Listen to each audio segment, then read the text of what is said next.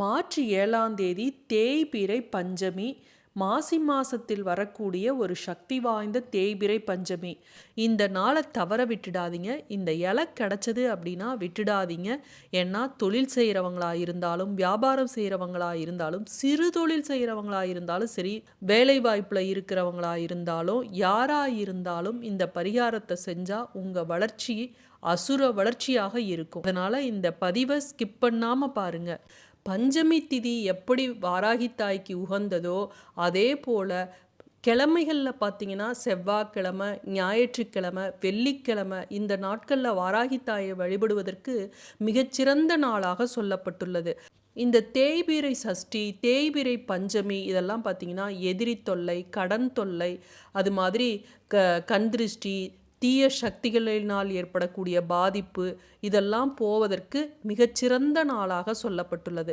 இந்த வளர்பிறை பஞ்சமி இதிலெல்லாம் பார்த்தீங்கன்னா வேலை வாய்ப்பு கிடைக்கணும், திருமணமாகணும், குழந்தை பாக்கியம் கிடைக்கணும், இது மாதிரி நினைக்கிறவங்க இந்த நாளில் வழிபடலாம். அப்போ குழந்தை பாக்கியம் கிடைக்கணும், திருமணமாகணும் அப்படின்னா தேய்பிறை பஞ்சமியில் வழிபட்டால் கிடைக்காதா அப்படின்னு நினைக்காதீங்க. எந்த பஞ்சமி திதியாக இருந்தாலும் வாராகி அம்மனை நினச்சி நீங்கள் எந்த வேண்டுகோள் வச்சாலும் அது நிச்சயமாக நிறைவேறும். ஆனால் சில குறிப்பிட்ட விசேஷ நாட்கள் இந்த பரிகாரத்துக்கு, இந்த பிரச்சனைக்கு தீர்வு சீக்கிரம் கிடைக்கும் அப்படின்னு சொல்லப்பட்டுள்ளது. அதற்காக மற்ற பிரச்சனைகளுக்கு அந்த நாளில் நம்ம வேண்டுதல் வச்சோம்னா நிறைவேறாது அப்படின்னு அர்த்தம் கிடையாது.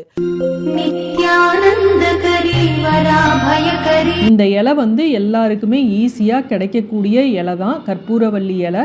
இது தனவசிய மூலிகை அப்படின்னு சொல்லுவாங்க. சில மூலிகைகள்லாம் பார்த்தீங்கன்னா அது இருக்கக்கூடிய இடம் ஃபுல்லாக ஒரு நறுமணம் வீசும். அந்த மூலிகை எல்லாமே பார்த்தீங்கன்னா மகாலட்சுமி கடாட்சம் உடையது.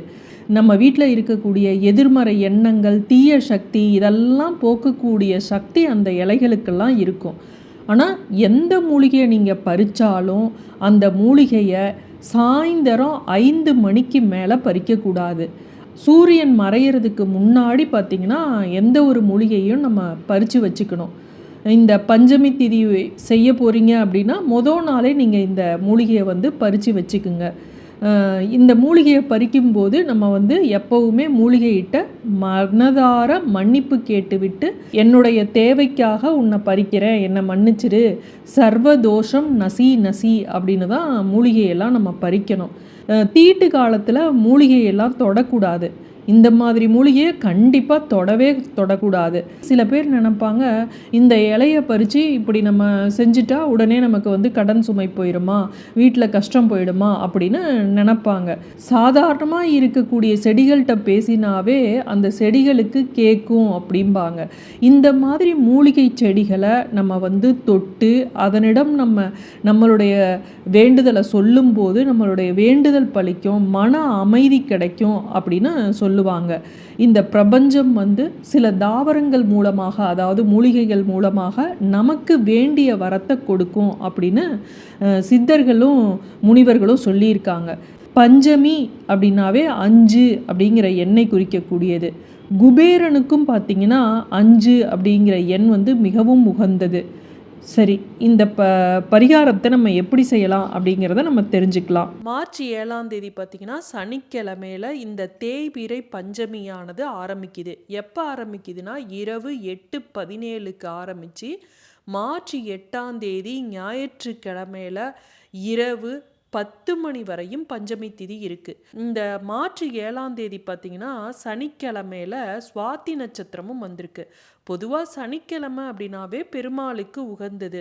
இந்த சுவாதி நட்சத்திரம் அப்படிங்கிறது லக்ஷ்மி நரசிம்மருக்கு உரிய நட்சத்திரம். சனிக்கிழமையில சுவாதி நட்சத்திரத்தில் இந்த தேய்பிறை பஞ்சமி வந்திருக்கிறது மிகவும் சிறப்பு வாய்ந்ததாக சொல்லப்படுகிறது.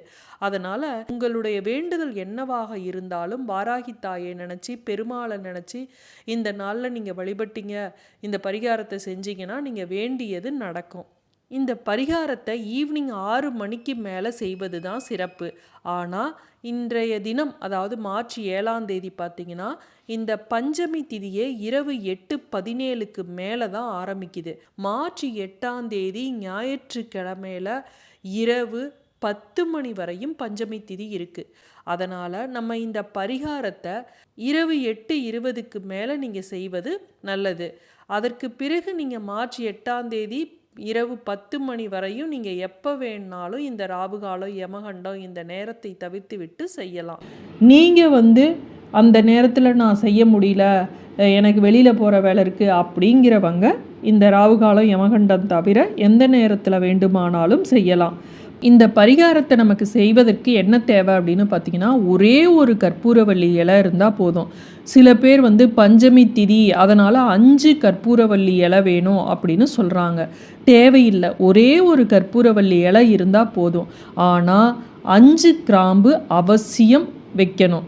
அடுத்ததாக பார்த்தீங்கன்னா 5 பச்சை கற்பூரம், இதுவும் 5 அப்படிங்கிற எண்ணிக்கையில் எடுத்து வச்சுக்கோங்க. அடுத்தது இதனுடன் சேர்க்க வேண்டிய ஒரு பொருள் என்ன அப்படின்னு பார்த்தீங்கன்னா வெண்கடுகு.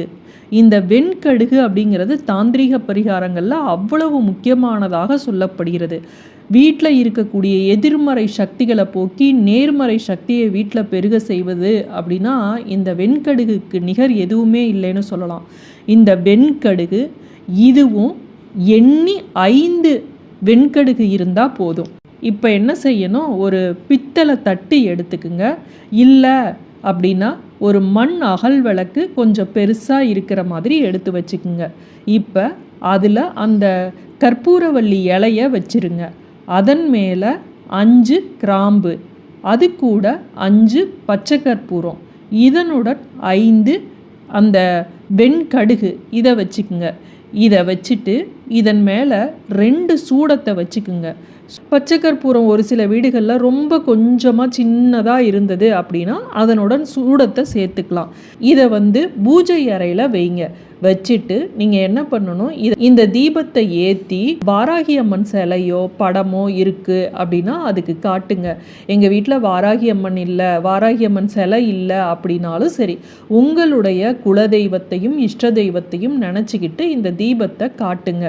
காட்டிட்டு உங்களுடைய வேண்டுதலை சொல்லி வேண்டிக்கிங்க. இப்போ இதை வீட்டோட நடு ஹாலில் கொண்டு வைங்க. வச்சுட்டு வீட்டில் இருக்கக்கூடிய நபர்கள் எத்தனை பேர் இருந்தாலும் சரி எல்லாருமே உட்காந்து அதை சுற்றி அந்த தீபத்தை பார்க்கலாம். பார்த்து கொண்டு உங்களுடைய வேண்டுதலை சொல்லுங்க. உங்களுக்கு என்ன வேண்டுதலோ அதை சொல்லி வேண்டிக்கிங்க.